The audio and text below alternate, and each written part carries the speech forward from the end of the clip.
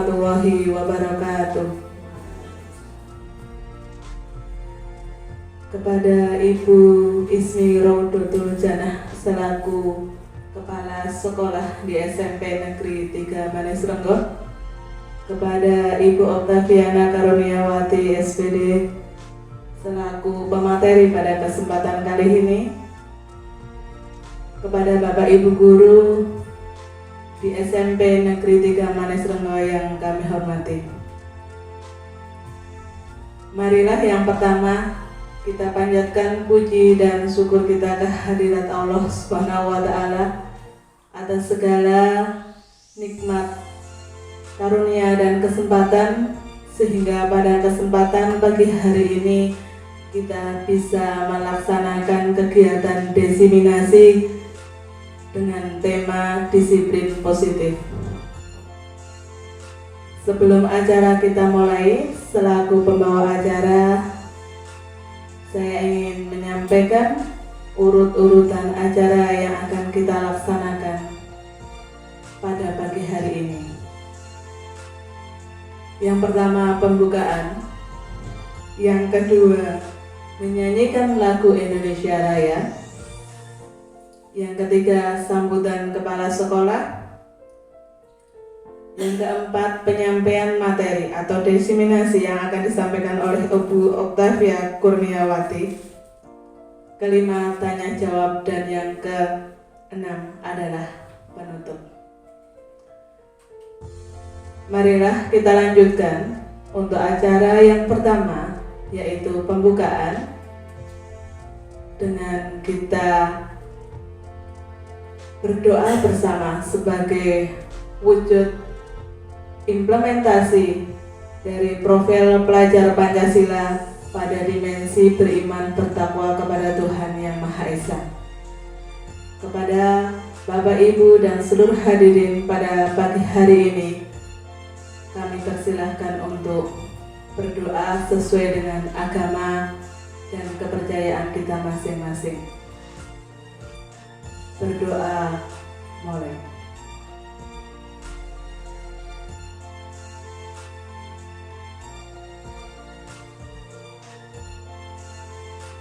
Berdoa selesai. Alhamdulillahirabbil alamin. Semoga dengan diawali berdoa, kegiatan pada kesempatan hari ini dapat berjalan dengan lancar. Kita lanjutkan acara yang kedua, yaitu menyanyikan lagu Indonesia Raya yang akan dipimpin oleh Ibu Yemima Karuniawati. Monggo waktu dan tempat kami persilahkan. Sebelumnya kepada para hadirin untuk berdiri sejenak. Hiduplah Indonesia Raya, 2, 3. Indonesia tanah airku, tanah tumpah darahku. Di sanalah aku berdiri, jadi pandu ibuku. Indonesia kebangsaanku, bangsa dan tanah airku. Marilah kita berseru, Indonesia bersatu.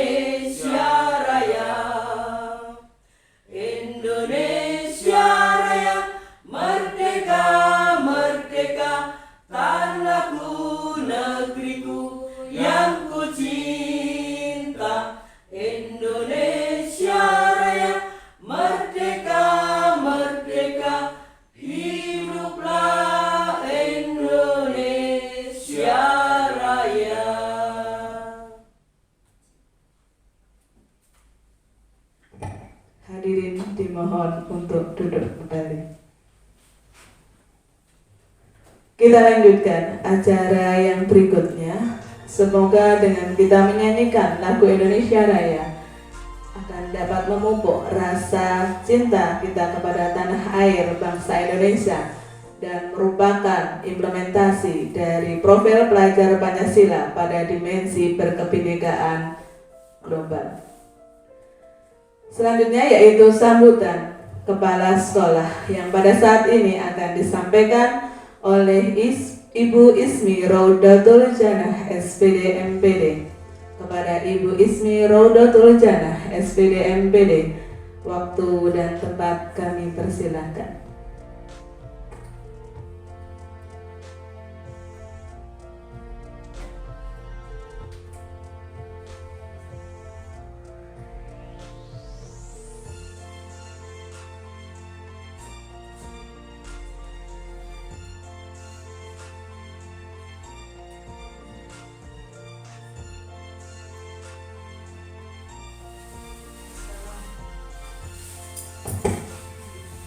Assalamualaikum warahmatullahi wabarakatuh.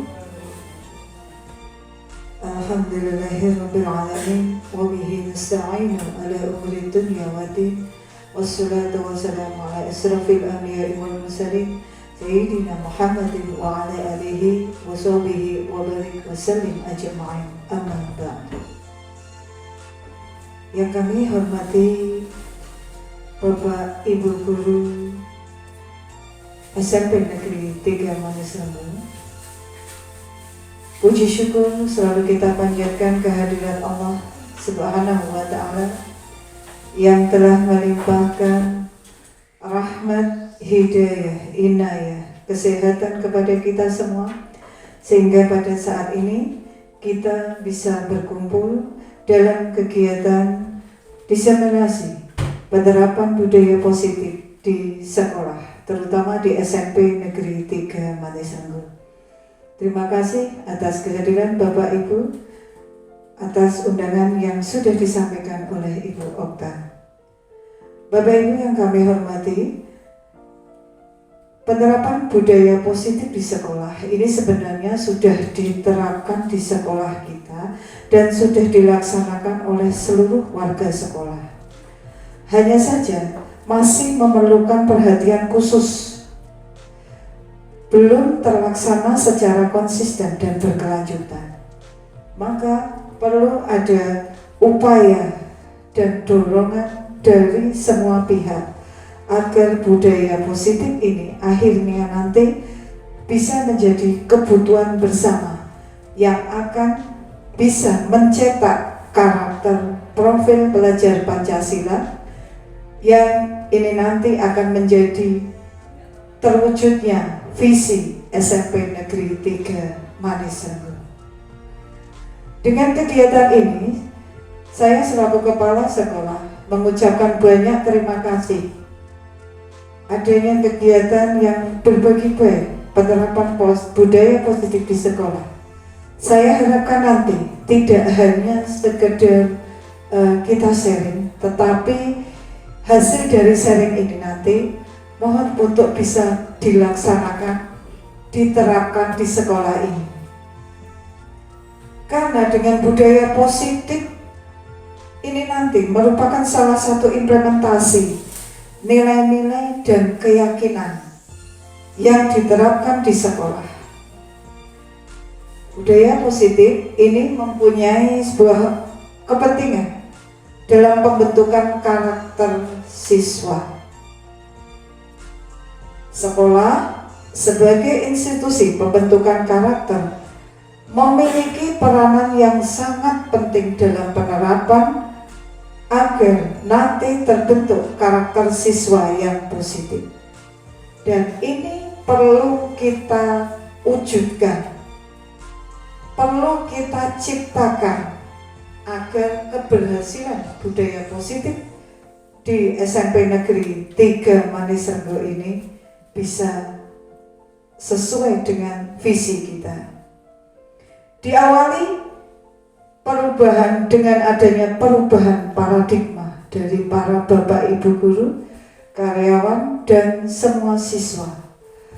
Kalau tidak ada perubahan, tidak ada paradigma perubahan, ini nanti sulit sekolah kita ini akan bisa berubah.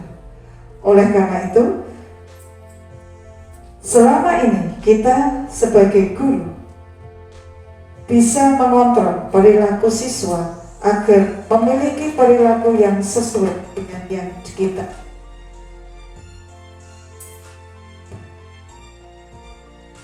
Bapak Ibu yang kami hormati, dari kegiatan hari ini nanti, mari kita ambil positifnya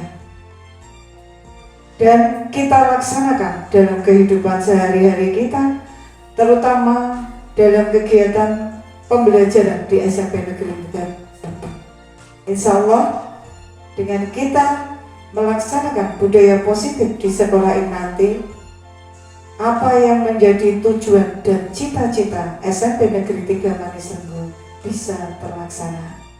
Dan satu lagi yang tak kalah penting tadi adalah perubahan paradigma dari kita semua. Kalau kita mau berubah untuk menjadi lebih baik, insya Allah nanti akan terwujud visi dan misi kita. Demikian Bapak Ibu, sedikit sambutan dari saya. Selamat melaksanakan diseminasi, semoga ini nanti lancar dan memperoleh hasil yang nanti akan kita bisa terapkan di SMP Negeri 3 Manis Renggo demi terwujudnya visi misi sekolah. Billahi taufiq wal hidayah. Assalamualaikum warahmatullahi wabarakatuh.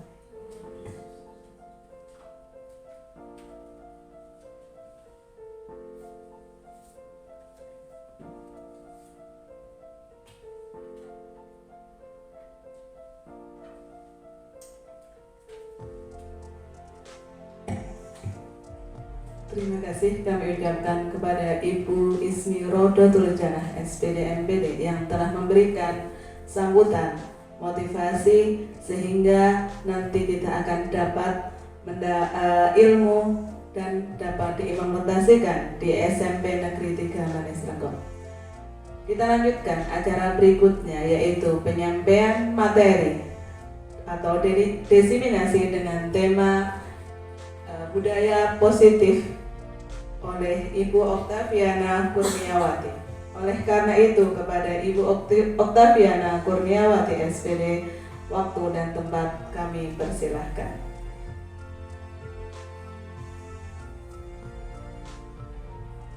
Terima kasih kepada Ibu Asri selaku moderator pada acara diseminasi hari ini.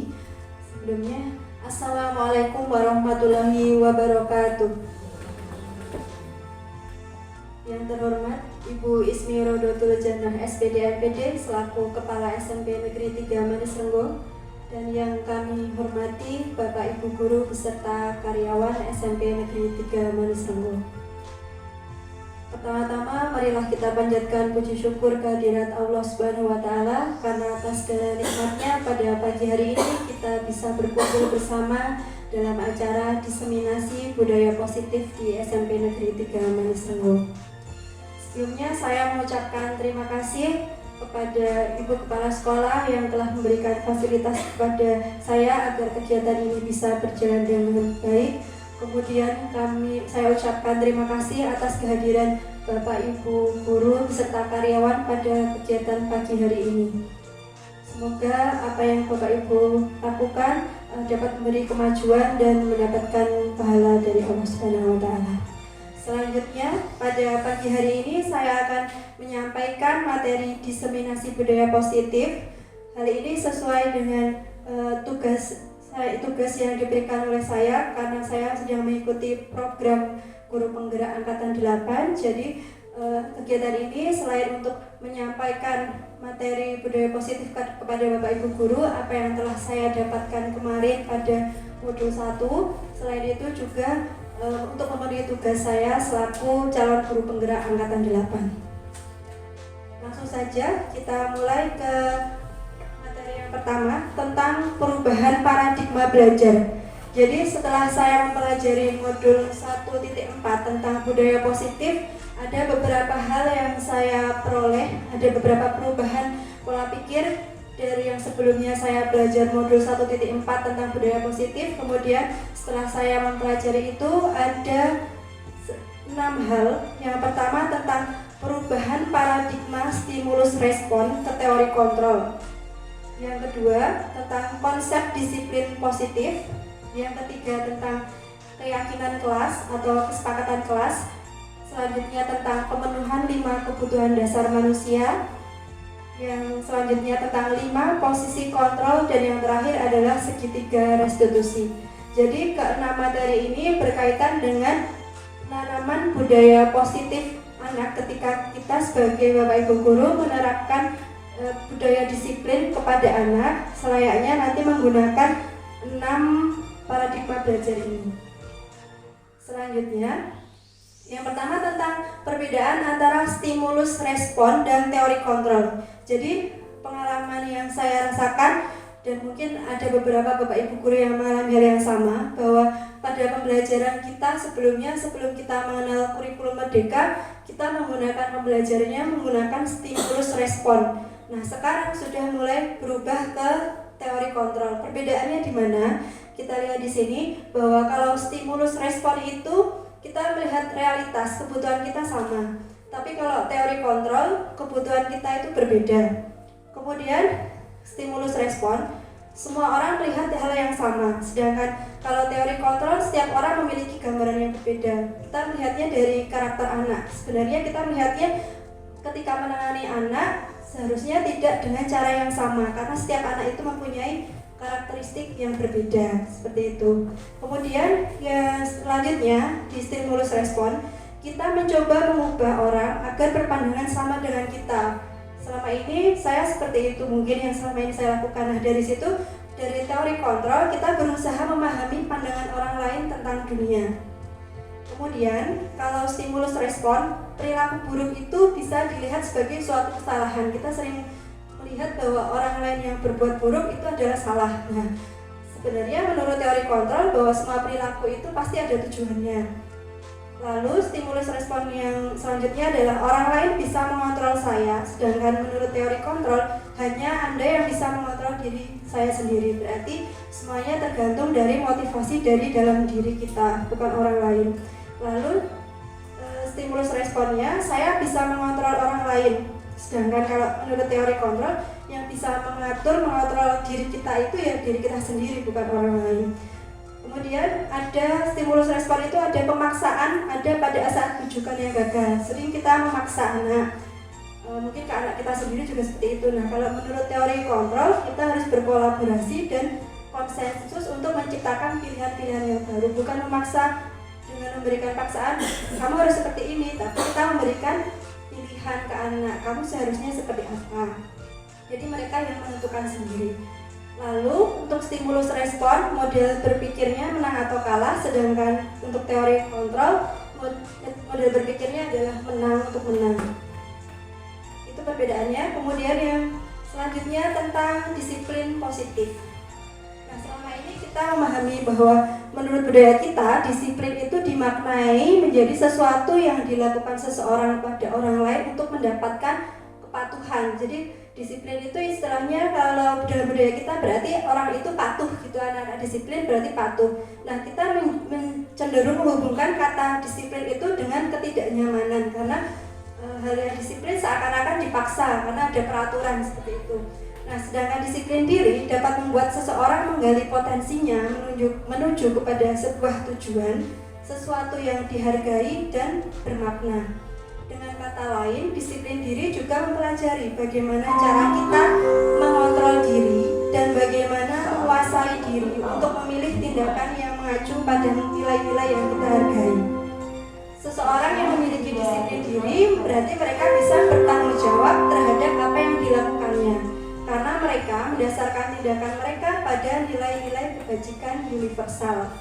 Jadi di sini yang bisa digarisbawahi bahwa disiplin diri itu merupakan sebuah tanggung jawab yang ada pada masing-masing pribadi. Nah, kesimpulannya yang bisa saya ambil dari materi disiplin diri yang itu sudah dipaparkan oleh ada dalam bukunya Ki Hajar Dewantara, Kesimpulannya yang bisa kita simpulkan bahwa sebagai pendidik, kita sebagai guru, tujuan kita adalah menciptakan anak-anak yang memiliki disiplin diri sehingga mereka bisa berperilaku dengan mengacu pada nilai-nilai kebajikan universal dan memiliki motivasi intrinsik, bukan ekstrinsik. Jadi apa yang mereka berbuat disiplin itu berasal dari keinginan mereka sendiri, bukan karena bapak ibu guru yang memaksa atau orang tua yang memaksa. Jadi seperti itu. Selanjutnya, ini tadi kita berbicara tentang nilai kebajikan. Nah, ada nilai kebajikan universal. Nilai kebajikan itu berupa hal-hal yang positif, berupa kata-kata yang positif. Kalau nilai kebajikan sesuai dengan profil pelajar Pancasila, sesuai dengan kurikulum Merdeka saat ini, ada 6 ya Bapak Ibu ya. Ada yang pertama beriman, bertakwa kepada Tuhan Yang Maha Esa dan berakhlak mulia. Yang kedua mandiri. Yang ketiga bernalar kritis. Selanjutnya berkebinekaan global, bergotong royong dan kreatif. Nah, dari 6 dimensi ini yang kita minta di kurikulum Merdeka kita, anak-anak harus menguasai 6 karakter ini ya. Kemudian untuk nilai kebajikan sikap murid yang harus dimiliki anak itu yang pertama toleransi, yang kedua rasa hormat, selanjutnya integritas, mandiri, menghargai, antusias, empati, keingintahuan, kreativitas, kerjasama, percaya diri, dan komitmen. Jadi nilai-nilai ini adalah nilai positif yang bisa nanti menjadi sebuah karakter pada murid. Selanjutnya, berikut ini adalah motivasi perilaku manusia. Jadi menurut Dian Egosen dalam bukunya Restructuring School Discipline menyatakan ada 3 motivasi perilaku manusia. Perilaku manusia, mereka disiplin itu didasari perilakunya itu dari 3 hal ini. Yang pertama, kenapa anak-anak disiplin atau kenapa kita disiplin? Yang pertama untuk menghindari ketidaknyamanan atau hukuman. Yang selama ini kita lihat, misalnya kita pribadi, kita berusaha disiplin agar tidak mendapatkan hukuman, seperti itu, atau menghindari ketidaknyamanan. Selanjutnya yang kedua, perilaku manusia yang kedua, kenapa disiplin? Kenapa kita menerapkan disiplin? Yakni untuk mendapatkan imbalan atau penghargaan dari orang lain. Selama ini yang kita rasakan sendiri, terkadang kita disiplin agar kita bisa mendapat penghargaan atau pengakuan dari orang lain. Selanjutnya yang ketiga, untuk menjadi orang yang mereka inginkan dan menghargai diri sendiri dengan nilai-nilai yang mereka percaya. Dari ketiga ini ada yang menunjukkan motivasi internal, ada yang motivasi eksternal. Nah, kita bisa lihat di sini 2 hal yang ada di sini, 2 yang di atas ini adalah motivasi eksternal. Motivasi kita disiplin berarti karena dari luar, ya kan? Ya, dari luar, dari orang lain. Tapi untuk yang ketiga, untuk menjadi orang yang mereka inginkan dan menghargai diri sendiri. Ketika kita bisa menghargai diri kita sendiri untuk disiplin, untuk menjadi orang yang kita inginkan sesuai hati nurani kita sendiri, berarti itu wujud dari motivasi internal, motivasi diri kita, begitu. Selanjutnya tentang dihukum oleh penghargaan. Ternyata sebuah penghargaan itu bisa menjadi hukuman bagi kita sendiri. Misalnya begini, ketika kita memberikan sebuah penghargaan kepada anak, itu ternyata bisa menjadi hukuman bagi kita. Nanti kita bisa lihat di sini ada beberapa hal. Yang pertama, tentang pengaruh jangka pendek dan jangka panjang. Kalau mungkin Bapak Ibu guru pernah melakukan memberi penghargaan kepada anak? Pernah belum Bapak Ibu? Pernah ya, pasti ya. Di kelas mungkin memberikan penghargaan. Penghargaannya bisa hadiah berupa barang atau mungkin kalau saya sendiri dulu pernah, karena anak-anak itu tidak aktif, kemudian saya nanti yang mau maju Bu Guru beri nilai. Nah, seperti itu. Ternyata yang saya lakukan itu tidak tepat, kurang tepat. Jadi kalau itu memberikan hanya pengaruh jangka pendek. Dengan kita memberi penghargaan itu, ya itu akan memberi semangat anak, tapi hanya dalam jangka pendek, tapi tidak dalam jangka panjang, karena tidak berasal dari kesadaran diri tadi, bukan dari motivasi internal tadi. Itu yang harus kita tumbuhkan ke anak-anak, bahwa mereka itu mau maju misalnya itu karena kemauan diri sendiri, karena bukan ingin mendapatkan hadiah. Mungkin ketika kita kecil kita juga seperti itu, ketika diiming-imingi hadiah kita akan melaksanakan itu, tapi kalau tidak ada iming-iming hadiah mungkin tidak dilaksanakan gitu ya. Nah itu ternyata itu malah menjadi hukuman bagi kita. Kemudian penghargaan itu terkadang tidak efektif, tidak membuat orang lain mereka termotivasi. Ada anak yang di kelas juga sepertinya diiming-imingi itu, apakah mempan semua Bapak Ibu? Ada yang tetap nggak mau gitu ya, jadi belum tentu, tidak efektif, tidak untuk semua murid gitu. Kemudian penghargaan itu mengurangi ketepatan, itu yang selanjutnya yang ketiga. Lalu yang keempat, penghargaan itu menurunkan kualitas, tadi kualitasnya malah jadi antara siswa anak satu dengan yang lain itu berbeda. Kemudian penghargaan itu mematikan kreativitas anak, karena dia hanya terpaku karena ingin mendapatkan hadiah tadi, mendapat penghargaan, jadi kreativitasnya kurang berkembang. Lalu penghargaan menghukum, ini juga ketika kita memberikan penghargaan malah kita memberikan hukuman, itu juga tidak tepat. Nanti yang melaksanakan diberi hadiah, yang tidak dihukum, kan kadang kita membuat konsekuensi seperti itu ternyata tidak tepat juga. Lalu motivasi dari dalam diri. Nah ini yang paling penting adalah motivasi kita itu harusnya dari dalam diri anak, bukan tadi kita yang memaksa terus. Tapi sepertinya kalau tidak dipancing, kadang kan anak-anak susah ya di kelas, tergantung kelasnya juga. Seperti itu terkadang yang dilema yang kita rasakan. Selanjutnya tentang keyakinan kelas. Jadi sebaiknya di dalam pembelajaran, di awal pembelajaran kita membuat sebuah keyakinan kelas. Nah, keyakinan kelasnya itu dibuat bersama-sama bersama murid. Jadi murid seperti kesepakatan. Kalau keyakinan itu wujudnya berupa kata-kata positif, hanya kata, tapi kalau kesepakatan itu satu kalimat, tapi kalimatnya positif juga. Bedanya nanti akan kami jelaskan. Yang pertama begini, keyakinan kelas itu bersifat lebih abstrak daripada peraturan, jadi lebih rinci dan konkret. Keyakinan kelas itu seperti tadi kata menghormati, gitu. Jadi hanya satu kata, atau tertib, atau juga mungkin tanggung jawab, itu wujud dari keyakinan kelas, dan ini di luar dari aturan tata tertib sekolah. Jadi beda dengan tata tertib yang dibuat oleh sekolah. Kalau tata tertib itu kan sebuah peraturan yang harus dilaksanakan dan ada poin-poinnya. Tapi kalau keyakinan kelas ini nanti menjadi sebuah kesepakatan bersama yang ada di dalam kelas tersebut, dan konsekuensinya bukan hukuman fisik. Selanjutnya untuk keyakinan kelas berupa pernyataan-pernyataan universal. Kata-kata universal seperti tadi tanggung jawab, menghormati, tertib, misalnya seperti itu. Pernyataan keyakinan kelas senantiasa dibuat dalam bentuk positif, harus kata-kata positif, tidak boleh ada kata jangan atau tidak gitu. Jadi yang positif. Selanjutnya, keyakinan kelas hendaknya tidak terlalu banyak sehingga mudah diingat dan dipahami oleh semua warga kelas. Keyakinan kelas sebaiknya sesuatu yang dapat diterapkan di lingkungan tersebut. Kemudian semua warga kelas hendak ikut berkontribusi dalam pembuatan keyakinan kelas tadi melalui kegiatan curah pendapat.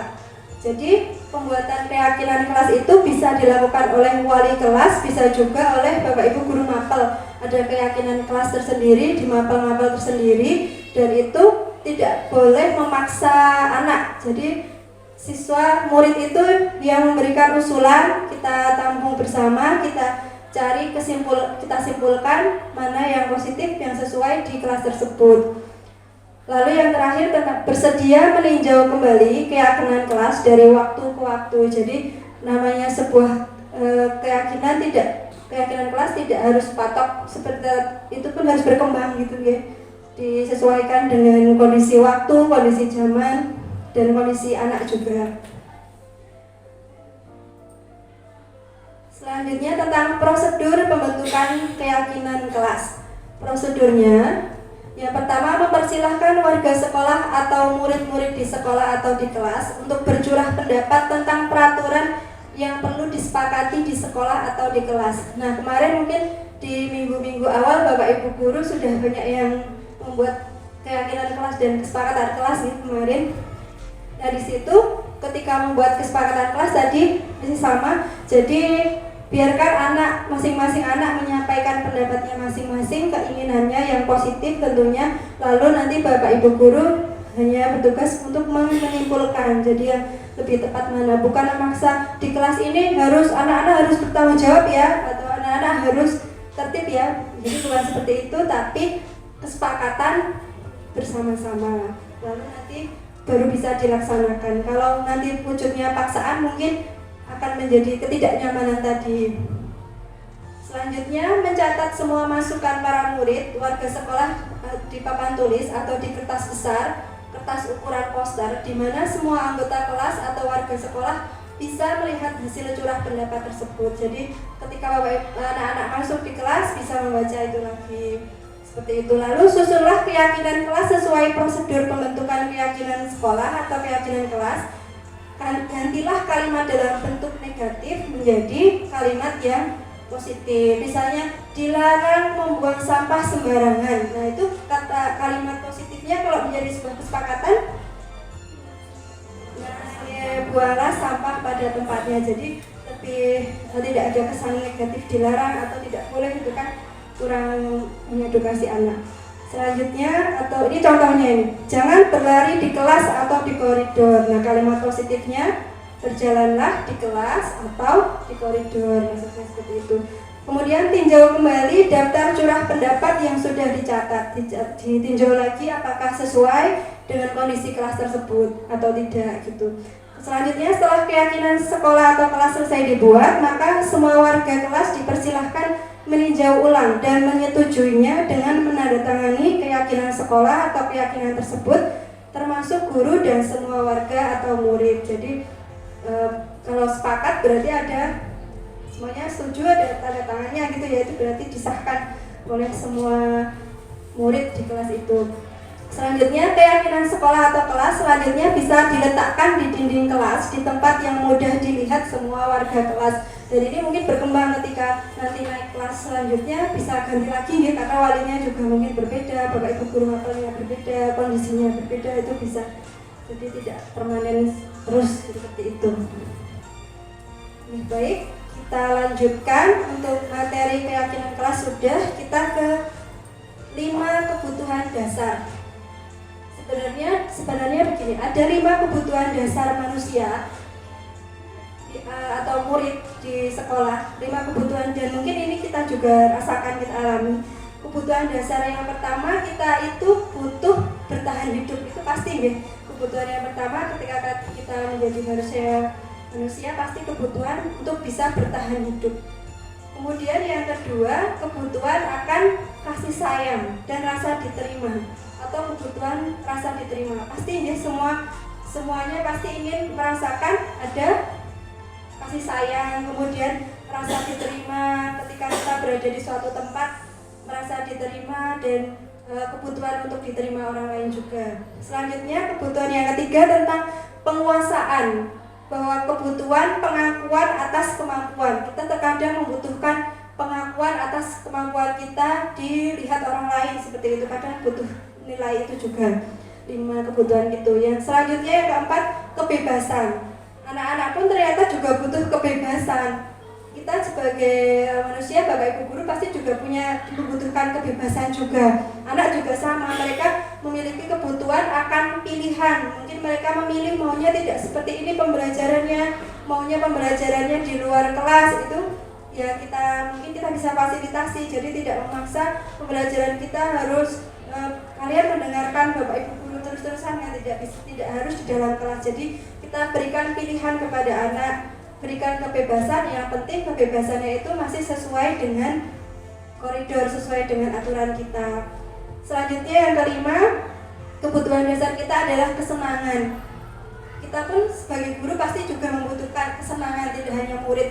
Kebutuhan untuk merasa senang. Jadi ketika kita belajar, anak-anak belajar di kelas, yang diinginkan itu juga senang, tidak ada tekanan atau paksaan dari Bapak Ibu guru atau ketakutan, tapi mereka bisa memperoleh ilmu karena mereka juga merasakan rasa senang gitu. Ada perasaan nyaman ketika belajar bersama Bapak Ibu guru. Selanjutnya tentang 5 posisi kontrol.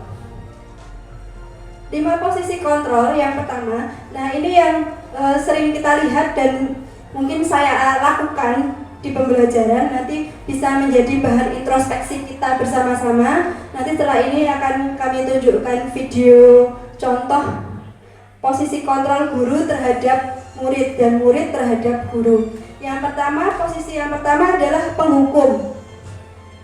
Ada posisi guru sebagai penghukum. Yang kedua, ada posisi pembuat merasa bersalah. Membuat rasa bersalah itu membuat murid atau anak menjadi merasa bersalah. Yang ketiga, posisi teman, memperlakukan murid itu seperti teman. Kemudian yang keempat adalah posisi pemantau, memantau anak tapi tidak memberitahu. Nah, yang terakhir adalah posisi manajer. Dari apa yang telah saya pelajari kemarin, ternyata yang lebih tepat yang kita lakukan sebagai seorang guru itu adalah posisi manajer. Nanti kita lihat contohnya bersama-sama seperti apa posisi manajer itu. Nah, ini posisi kontrol segitiga restitusi. Tadi ketika kita menggunakan posisi kita sebagai manajer, nanti ketika kita ada menangani suatu masalah terhadap murid, itu ada beberapa hal yang kalimat yang perlu kita sampaikan. Ternyata kalimat kita itu juga mempengaruhi perasaan anak. Apa yang kita sampaikan mungkin kita memberitahu, tapi kalimat kita kadang kurang tepat, itu ternyata mengena ke anak. Nah, tapi kita juga harus sesuaikan juga dengan kondisi anak. Tidak semua anak diperlakukan dengan kalimat-kalimat tersebut karena kondisi karakteristik murid kita kan juga berbeda-beda ya. Jadi tidak semuanya dilakukan dengan kalimat seperti ini. Contohnya misalnya begini. Jadi posisi kontrol kita ketika menghadapi suatu masalah murid, misalnya kita menemukan masalah pada murid.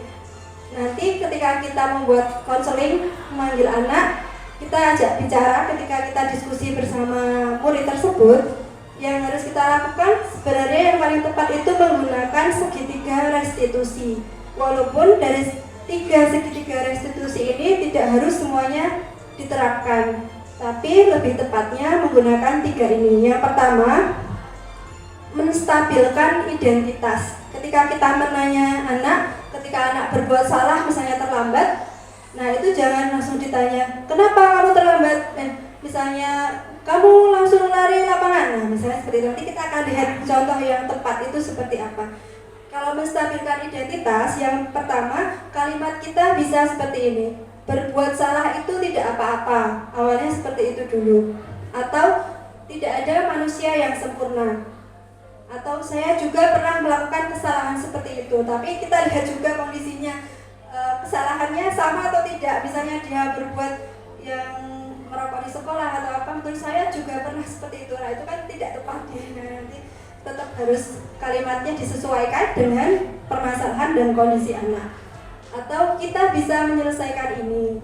Atau Bapak Ibu tidak tertarik mencari siapa yang salah. Jadi kalau di segitiga restitusi itu kita tidak menyalahkan anak, tapi bagaimana kita bisa bersama-sama bersama anak mencari solusi dari permasalahan tersebut. Kita hanya memfasilitasi, memancing, kemudian mereka yang membuat solusi dari masalah mereka tersebut, bukan kita. Jadi kita hanya mengarahkan, tapi nanti muncul solusi atau muncul konsekuensi itu dari anak itu sendiri, bukan dari Bapak Ibu guru. Kalau selama ini kan mungkin saya, berarti kamu tidak mengerjakan PR, silakan ini. Nah, itu bukan guru yang menyuruh, tapi biarkan konsekuensi itu muncul dari diri anak itu. Mereka yang, kalau mereka tidak tanggung jawab, mereka tidak tertib, mereka yang membuat konsekuensi sendiri. Karena itu akan lebih mengena dan akan dilakukan anak dengan tulus gitu, dibanding harus dipaksa. Lalu selanjutnya misalnya begini, kamu berhak merasa begitu, atau apakah kamu sedang menjadi teman yang baik buat dirimu sendiri? Awalnya seperti itu. Kalau sudah nanti anak sudah menjawab, baru kita mulai ke validasi tindakan yang salah. Misalnya begini, padahal kamu bisa melakukan yang lebih buruk dari ini ya, gitu, malah digitukan. Atau kamu pasti punya alasan mengapa melakukan hal itu. Jadi ditanya dulu. Sebenarnya tadi seperti teori kontrol tadi, ketika anak melakukan suatu kesalahan tidak langsung dihukum, dijudge kamu salah, kamu ini, tapi kita cari tahu dulu alasannya. Kenapa mereka terlambat? Kenapa mereka melanggar aturan? Pasti ada alasannya. Lalu ada kalimat, kamu patut bangga pada dirimu sendiri karena kamu telah melindungi sesuatu yang penting buatmu. Atau juga, kamu boleh mempertahankan sikap itu, tapi kamu harus menambahkan sikap yang baru. Itu untuk validasi tindakan yang salah. Lalu setelah itu baru menanyakan keyakinan. Apa yang kita percaya sebagai kelas atau keluarga. Jadi ditanya biar mereka muncul kesadaran diri, berpikir sendiri apa yang dia lakukan, yang mereka lakukan itu betul atau salah. Bukan kita langsung mengejudge, kamu salah, kamu melanggar.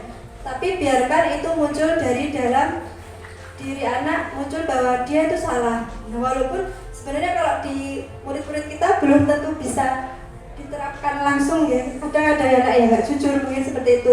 Nah, berarti kita pancing lagi mungkin dengan kata-kata yang lebih positif tadi. Atau apa nilai-nilai umum yang kita telah sepakati? Karena tadi kan kita sudah buat kesepakatan kelas. Nah, kita tanyakan lagi, kemarin kita sudah buat kesepakatan kelas, apa nilai yang telah kita sepakati? Atau nilai yang kamu lakukan itu sudah sesuai dengan kesepakatan kelas kita atau belum? Apakah yang kamu lakukan itu sudah sesuai dengan keyakinan kelas kita atau belum? Misalnya gitu, ketika mereka terlambat atau yang sering anak-anak itu kan terlambat masuk kelas setelah jam istirahat misalnya seperti itu, atau mungkin makan di kelas. Kalau di kelas itu sudah ada kesepakatan setelah bel istirahat tidak ada makan bersama, tidak boleh makan lagi, ya berarti itu sudah tidak sesuai dengan keyakinan kelas tadi kan. Nah, itu bisa ditanya. Selanjutnya, kamu mau menjadi orang yang seperti apa? Nah, dari situ setelah ada menanyakan keyakinan, baru nanti biar anak itu mencari solusinya sendiri. Tapi tetap harus ada pendampingan kita guru sebagai manajer tadi. Kita yang mengarahkan, berarti dari situ mereka mempunyai solusi sendiri. Misalnya terlambat, berarti agar tidak terlambat, apa yang harus kamu lakukan, misalnya seperti itu. Nah, dari situ juga tidak hanya butuh kerjasama dengan si anak tadi, tapi juga dengan orang tua. Mungkin guru mapel tadi atau wali tadi bisa menyampaikan hal yang terjadi, permasalahan tadi di sekolah tadi disampaikan ke orang tua agar tidak menjadi semakin larut, agar bisa terselesaikan. Misalnya ada permasalahan itu, wali bisa langsung menyampaikan ke orang tua dan tindakan anak sudah berjanji apa yang komitmen yang sudah mereka sampaikan gitu. Jadi bukan dari guru memberikan hukuman, apalagi hukuman fisik itu tidak boleh ternyata ya. Ya demikian. Kemudian di sini nanti akan saya perlihatkan contoh penerapan 5 posisi kontrol guru ketika guru melakukan kontrol kepada anak. Nanti ada 5 jenis. Nanti kita bisa lihat dan nanti bisa menjadi bahan introspeksi kita ketika kita mendidik selama ini, mendidik anak, apa yang sudah kita lakukan seperti ini kira-kira tepat atau belum, dan apa yang harus kita perbaiki dari diri kita.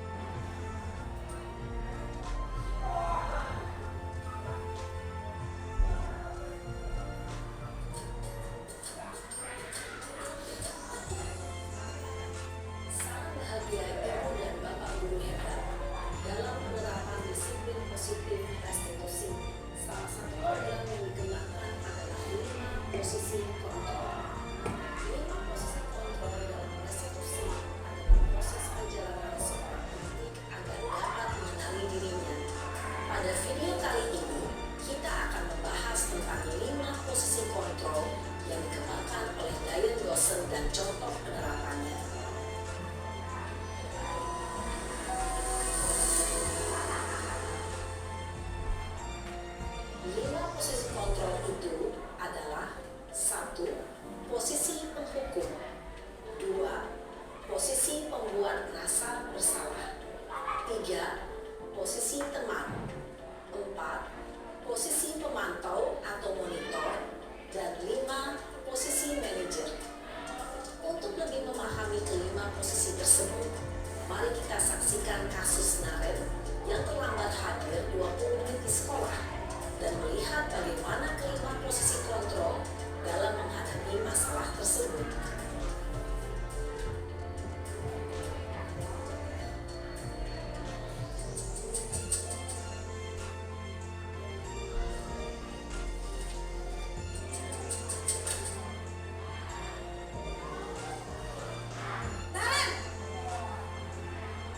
Sini kamu. Selamat pagi, Bu. Selalu terlambat. Kamu deh, pasti terlambat. Maaf, Bu. Saya Apa? Apa coba? Alasan kamu apa lagi? Kapan sih kamu tidak terlambat? Malas sekali ya kamu jadi anak. Dasar pemalas. Gak kapok-kapok sih kamu. Sudah berapa kali terlambat? Sana, kamu keliling lapangan basket 2 kali. Kenapa saya harus keliling lapangan basket, Bu? Kenapa? Kamu melawan ibu? Berani-beraninya jawab. Sudah terlambat, masih berani jawab pula. Sekarang, keliling lapangan basket 5 kali sekalian. Biar kapok. Cepat. Pergi sana ke lapangan basket. Posisi penghukum biasanya berbicara dengan nada tinggi, menghardik, menunjuk-nunjuk, menyakiti, dan menyindir. Hukuman bisa berupa fisik maupun psikis. Ibu dan bapak guru hebat. Dampak yang terjadi pada murid ketika guru berada pada posisi penghukum adalah murid cenderung akan memberontak, bahkan menyimpan dendam.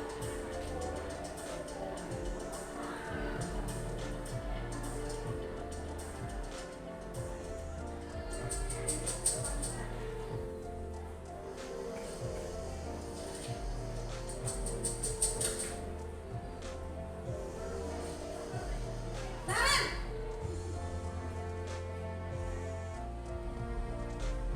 Selamat pagi, Bu. Naren! Kamu kenapa terlambat lagi, nak? Ya Tuhan, Naren. Kamu senang ya bikin ibu susah ya? Kalau kamu terlambat lagi, nanti ibu yang ditegur bapak kepala sekolah, nak. Disangka ibu tidak bisa membina kamu. Duh, gimana ini? Maaf, Bu. Duh, Gusti Naren. Kamu suka ya kalau ibu ditegur bapak kepala sekolah? Terus, sekarang ibu harus tulis apa ini di buku absen? Ini kamu sudah sering terlambat loh. Ibu harus apa coba? Maaf, Bu. Maaf sekali. Ya sudah, lain kali jangan bikin ibu susah lagi ya nak ya. Ibu tidak akan kuat lagi kalau kamu begini terus. Bisa jantungan kalau ibu ditegur bapak kepala sekolah. Sana cepat ke kelas. Maaf ya, Bu. Maaf sekali. Posisi pembuat rasa bersalah berbicara dengan nada tenang, cenderung lembut, namun kata-kata yang diutarakan membuat murid merasa menjadi orang yang gagal, memandang buruk dirinya sendiri, merasa tidak berharga, dan tidak sanggup membahagiakan orang lain.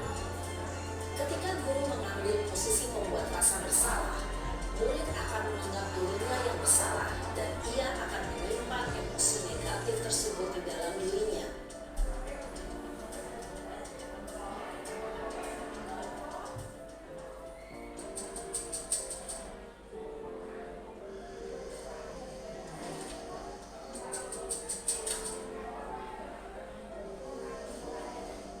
Naren!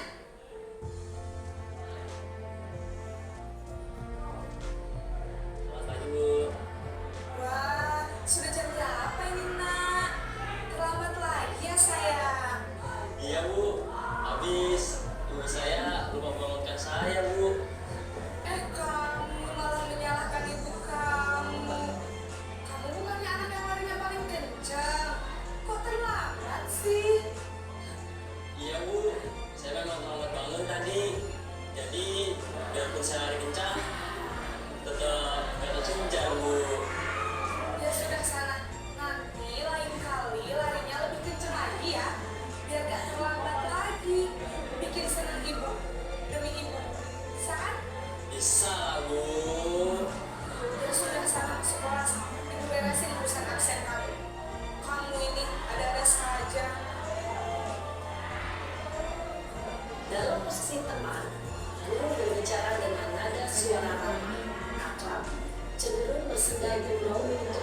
suasana tetap santai. Murid akan merasa senang, aman, dan akrab dengan guru. Identitas yang tercipta adalah identitas sukses atau berhasil. Namun, perlu diingat, karena ini masih dorongan eksternal, maka ada faktor ketergantungan dari murid kepada orang tertentu. Di sini, guru aksennya, sehingga di lain waktu, murid bisa berperilaku baik, namun hanya kepada orang-orang tertentu saja.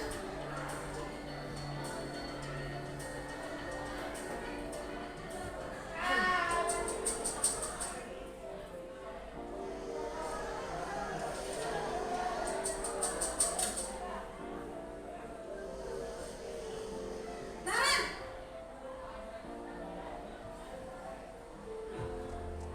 Selamat pagi, Bu.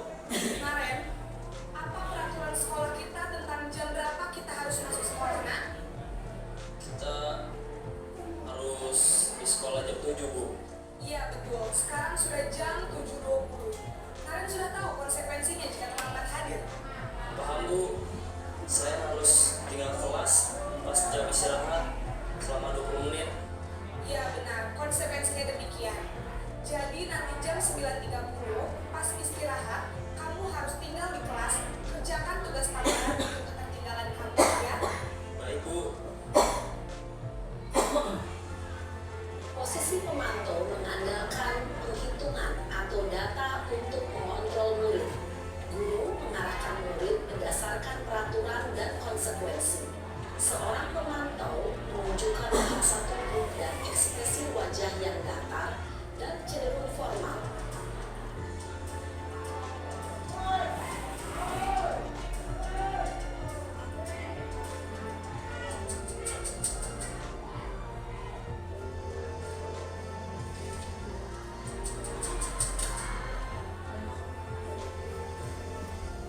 Naren,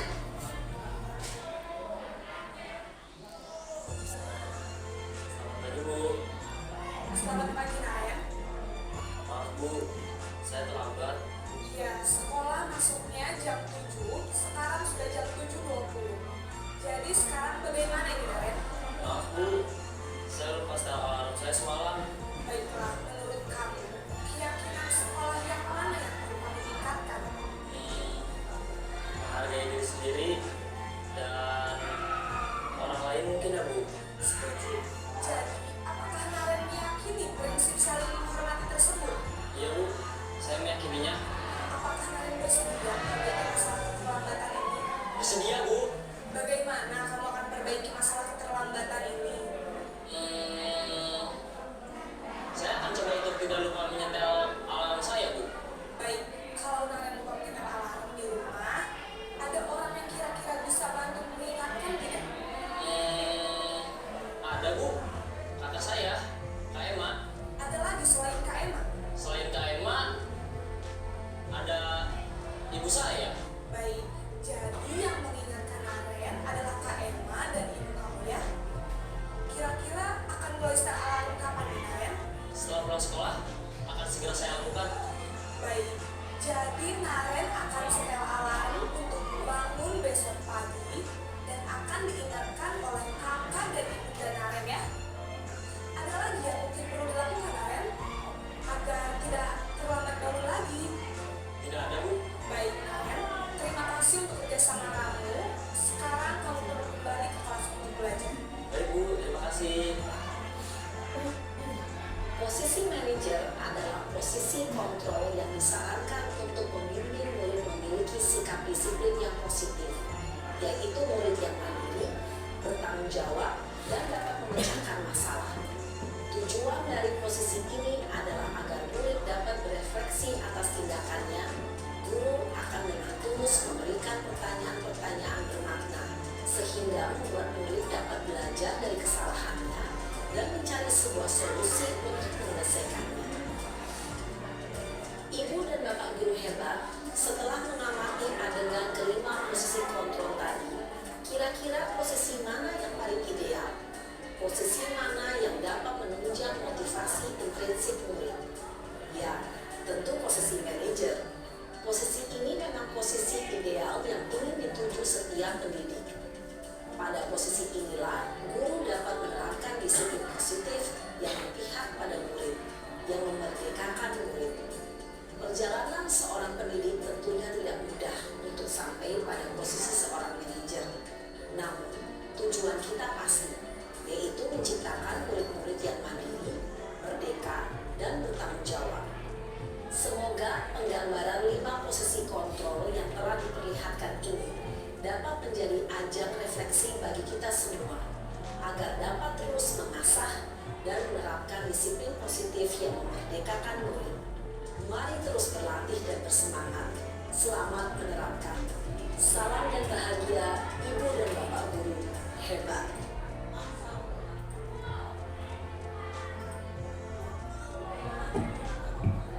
Demikian tadi contoh 5 posisi kontrol yang mungkin selama ini kita alami ya Bapak Ibu Guru. Dari kelima posisi kontrol tadi sebaiknya sebagai guru yang mana yang perlu kita terapkan?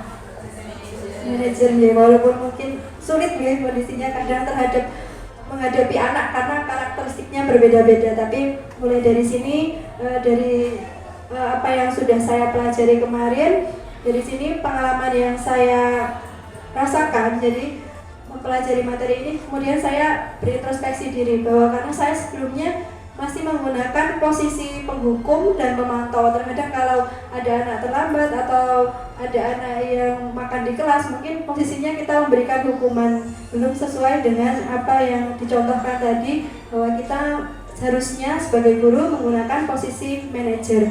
Nah, dari sini saya akan belajar menggunakan posisi manajer dalam menangani masalah anak. Kemudian kita belajar bersama-sama menggunakan segitiga restitusi. Jadi contoh yang kelima, posisi manajer tadi sudah menerapkan segitiga restitusi. Tadi ada menstabilkan identitas, kemudian memvalidasi tindakan yang salah, contoh yang kelima tadi. Kemudian yang terakhir menanyakan keyakinannya, itu yang seharusnya dilakukan sebagai posisi manajer. Kemudian pembelajaran yang saya dapatkan dari modul 1.4 tentang budaya positif ini, hal yang menarik bagi saya dan di luar dugaan bahwa ternyata memberikan penghargaan atau hadiah itu berdampak kurang baik. Karena selama ini mungkin kepada anak kita sendiri di rumah juga sering memberi reward hadiah gitu. Ternyata dari materi Diane Gosen ini bahwa dengan memberikan hadiah itu anak itu berdampak tidak baik, kurang baik bagi murid. Contohnya bisa merusak hubungan, karena anak di kelas misalnya yang dapat hadiah, nanti ada teman lainnya mungkin jadi sirik, jadi iri, atau mungkin jadi merasa tersaingi gitu. Kemudian bisa juga mengurangi ketepatan dan menurunkan kualitas anak, karena tadi yang bersaing yang enggak itu kan jadi menurunkan kualitasnya anak dan mematikan kreativitas tadi. Selanjutnya setelah mempelajari modul ini, saya mulai menerapkan posisi kontrol sebagai manajer dalam menyelesaikan masalah. Kemudian hati saya juga menjadi lebih tenang dan nyaman. Kemarin sudah mencoba awal di kelas, dan yang paling penting ternyata adalah komunikasi kepada anak, komunikasi 2 arah untuk menumbuhkan tanggung jawab pada murid. Jadi tidak seakan memberikan paksaan atau mendoktrin tadi, kalau kamu salah kamu begini, bukan seperti itu, tapi adanya komunikasi dan kesepakatan bersama antara murid dan guru, seperti itu. Demikianlah yang dapat saya sampaikan. Jika ada banyak materi saya yang saya sampaikan kurang berkenan di hati Bapak Ibu, saya mohon maaf. Semoga materi ini dapat memberikan manfaat bagi khususnya saya pribadi dan kepada Bapak Ibu guru yang lain, karena tugas saya adalah mengimbaskan juga kepada Bapak Ibu guru yang lain. Walaupun saya yakin Bapak Ibu guru di sini sudah menggunakan posisi kontrol yang tepat dan mungkin bisa menjadi refleksi kita bersama. Sebaiknya jika menangani anak seperti apa, itu akan menjadi pembelajaran kita bersama dari materi ini. Selanjutnya waktu saya kembalikan kepada moderator. Saya akhiri. Wassalamualaikum warahmatullahi wabarakatuh.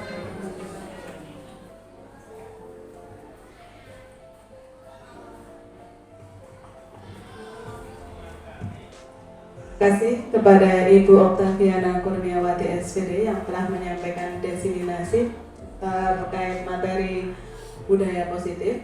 Dari apa yang telah disampaikan oleh Ibu Oktaviana Kurniawati tadi, mungkin ada beberapa hal yang sedikit bisa kita refleksikan bersama nggih Bapak Ibu.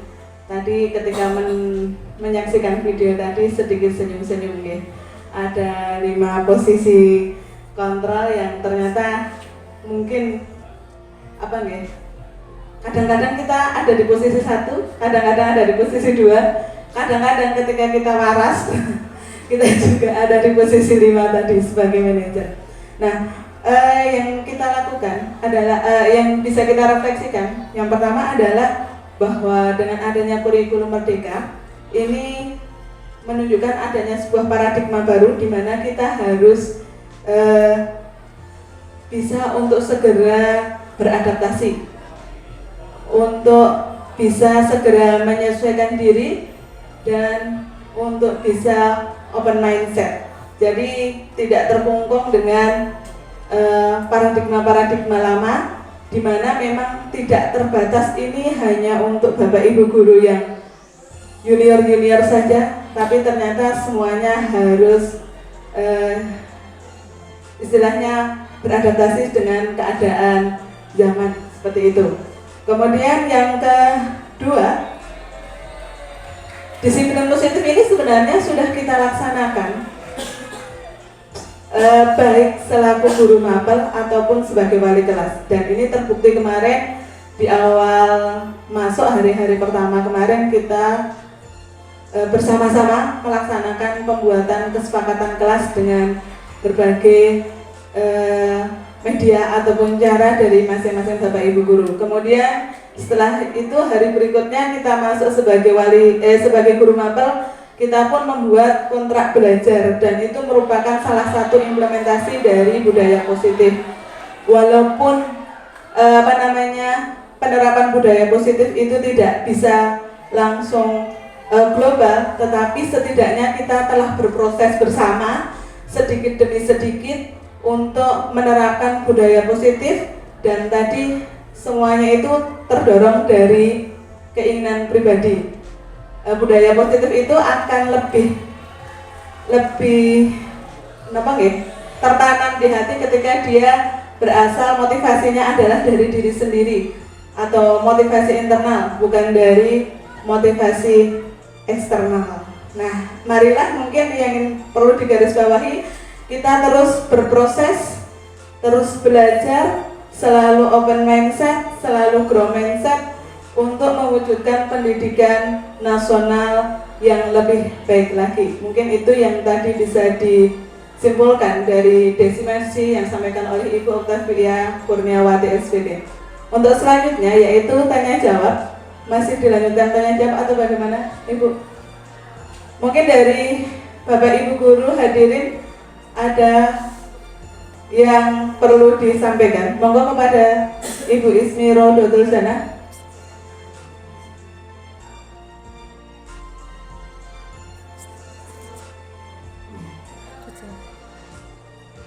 Mungkin nanti akan kita jumpai berbagai permasalahan-permasalahan ataupun fenomena-fenomena di lapangan. Nanti bisa saling belajar bersama. Di sini sudah ada pakarnya Bu Oktavia dan nanti bisa selalu berproses lagi. Kita lanjutkan acara yang terakhir yaitu penutup. Untuk acara yang terakhir penutup, marilah acara pada kesempatan pagi hari ini kita akhiri dengan berdoa bersama. Kepada para hadirin, Bapak Ibu guru, silahkan doa kami persilahkan.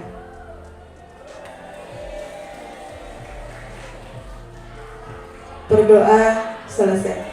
Alhamdulillahirabbil alamin, serangkaian acara dari pembukaan sampai penutup telah kita lalui bersama.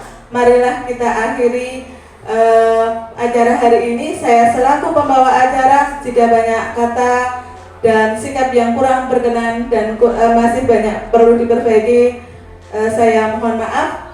Akhirul kalam, wassalamualaikum warahmatullahi wabarakatuh.